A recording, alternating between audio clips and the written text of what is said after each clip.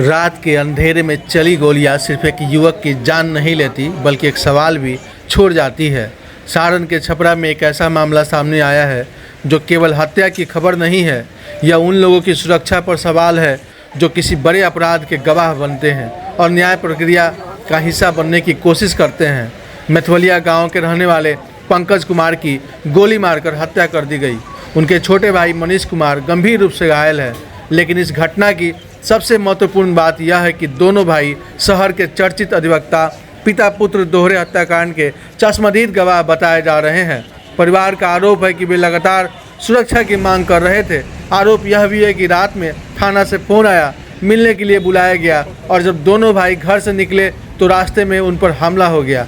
अब यह कई सवाल खड़े होते हैं। अगर गवाहों ने सुरक्षा मांगी थी तो उन्हें सुरक्षा क्यों नहीं मिली? अगर वास्तव में पुलिस ने उन्हें रात में बुलाया था तो किस उद्देश्य से बुलाया गया था? अगर पुलिस को किसी संभावित खतरे की जानकारी थी तो रास्ते में उनकी सुरक्षा की व्यवस्था क्यों नहीं की गई? ये सवाल इसलिए महत्वपूर्ण है क्योंकि किसी भी लोकतंत्र में गवाह केवल एक व्यक्ति नहीं होता, वह न्याय व्यवस्था की एक महत्वपूर्ण कड़ी होता है। घटना के बाद एएसपी रामकुमार सिंह अस्पताल पहुंचे, परिवार से मुलाकात की और दोषियों पर कार्रवाई का भरोसा दिया। लेकिन इस समय सबसे बड़ा सवाल कार्रवाई का नहीं बल्कि उस सुरक्षा का है जिसकी मांग पहले से की जा रही थी। क्योंकि जब कोई गवाह खुद को असुरक्षित महसूस करने लगे तो डर केवल एक परिवार तक सीमित नहीं रहता, उसका असर पूरे समाज और न्याय प्रक्रिया पर पड़ता है।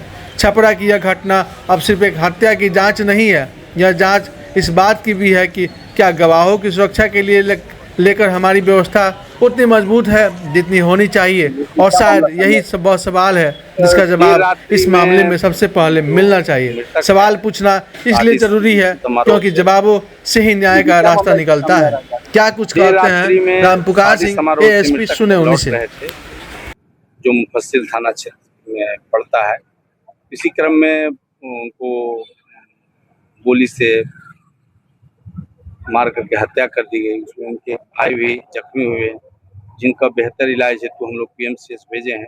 वो खतरे के निशान से बाहर है। पर सबको का परीक्षण कराया जा चुका है। परिवार के लोगों के द्वारा कुछ लोगों को पर शंका किया गया था, उनको पूछताछ हेतु 5-6 लोगों को लाया गया है। रात में छापामारी करके परिजन के द्वारा जो प्राथमिकी अंकित कराई जा रही है उसके अनुसार अग्रतर कार्रवाई किया जा रहा है। अभी तक क्या लीड मिला है? अभी हमारी टीमें लगातार जो हमारा है, जिन जिन बिंदुओं पर अनुसंधान होना चाहिए, टेक्निकल साक्ष्य हम लोग एकत्रित कर रहे हैं और कई टीम इसमें लगी हुई हैं। वरीय पुलिस अधीक्षक, हमारे डीआईजी महोदय, सभी लोग रात में मूव किए थे। उनका कई बिंदुओं पर निर्देश प्राप्त हुआ है। एसआईटी का गठन हुआ है और इसका सफल उद्भेदन और अभियुक्तों की गिरफ्तारी हम लोग सुनिश्चित